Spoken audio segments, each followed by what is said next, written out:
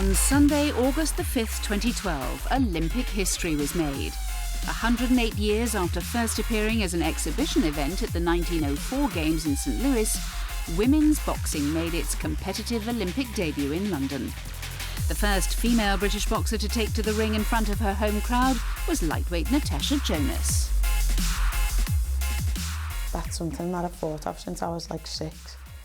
And then all them years later, to actually have that dream come true, it's just, you just can't put it into words. 29-year-old Natasha hails from Liverpool in the northwest of England. She took up boxing 8 years ago after a knee injury, which she suffered whilst on a scholarship to an American university, curtailed her dreams of a career in football. It was while she was training at a karate gym run by her uncle that a local female boxing coach encouraged Natasha to join her at Liverpool's famed Rotunda gym. Despite her initial scepticism, Natasha soon caught the eye of head trainer Mick McAllister. She never had an easy ride to the top. She went in with all the top lads. There was no girls in the club at that time, so she sparred all the top lads out of this gym. You know, it wasn't easy for the girl, but she kept coming back, and that showed me that she really wanted to do it when she kept coming back. She didn't want no favours in the spars, and I used to say to the lads, you know, at the end of the day, you know, it's a boxer in front of you, and that's the attitude what we used to have with it. With the gym regularly producing fighters of the highest calibre, such as light heavyweight Commonwealth champion Tony Bellew, it takes a lot to gain respect within the Rotunda's four walls. Natasha's determination and will to win ensured that she more than held her own in this most masculine of environments. I think that's what made me the athlete that I am today, to be honest. All the hard sparring and the groundwork that we put in. But it was a bit daunting, I'm not going to lie. You're going into a new place in a new area with a male-dominated club with boys that hadn't had to interact with women before, so it was a bit daunting. Originally competing in the 64-kilogram division, Natasha established herself as one of Britain's top amateurs with several impressive early victories. She won the first of 4 consecutive senior ABA titles in 2007, as well as gold medals at the 2009 and 2011 Women's European Union Amateur Championships. That was also the year that the IOC announced that women's boxing would be included at the 2012 London Olympics. With only 3 weight categories for women at the Games, Natasha had to drop 4 kilos in order to secure a spot on the provisional British team.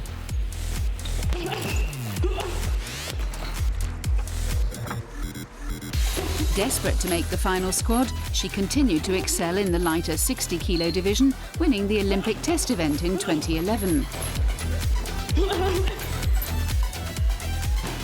In May 2012, she became the first British female boxer ever to qualify for the Olympics by picking up a bronze medal at the World Championships in China.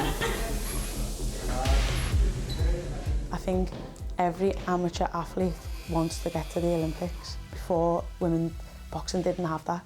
I mean, the best we could do was to go to the World Championships, and even though that's an amazing thing, and to be have a world medalist or a European medalist, it's not the same scope as being an Olympian.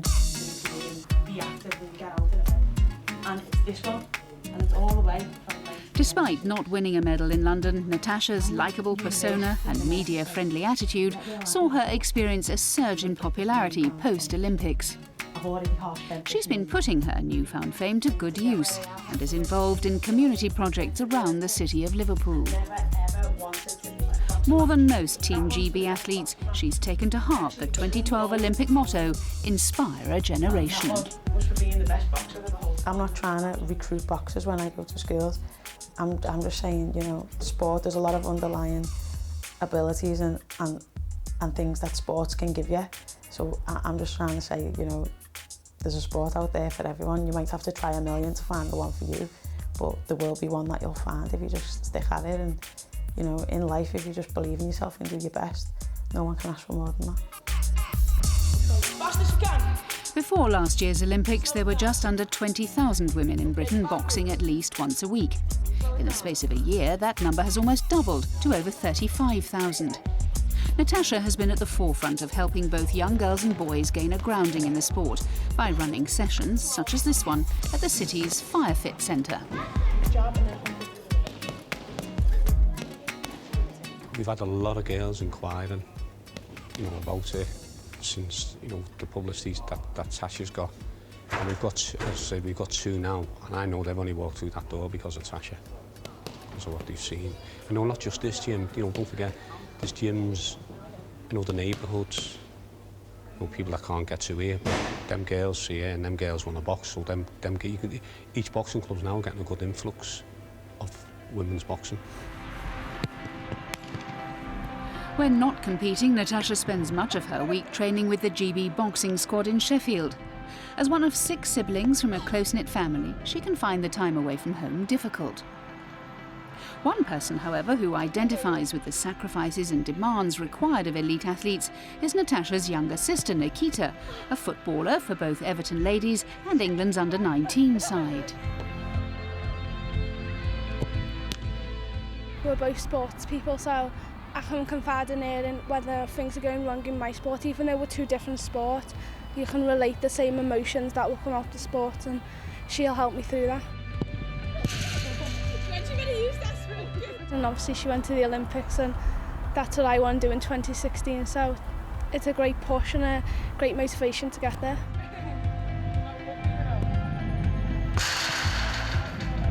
"2014 is another big year for Natasha.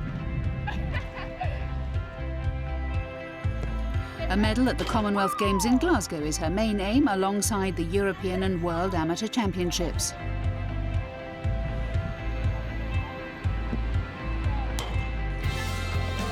Having missed out on a medal at London 2012, Natasha admits that she already has her eyes set firmly on achieving a podium place at the next Summer Olympics in Brazil. I think for people who were either borderline and didn't know whether they appreciated women's boxing or not, for them to actually see it at its highest level, I think it's changed a lot of opinions, and it just proved we are just as skillful, and we can actually box.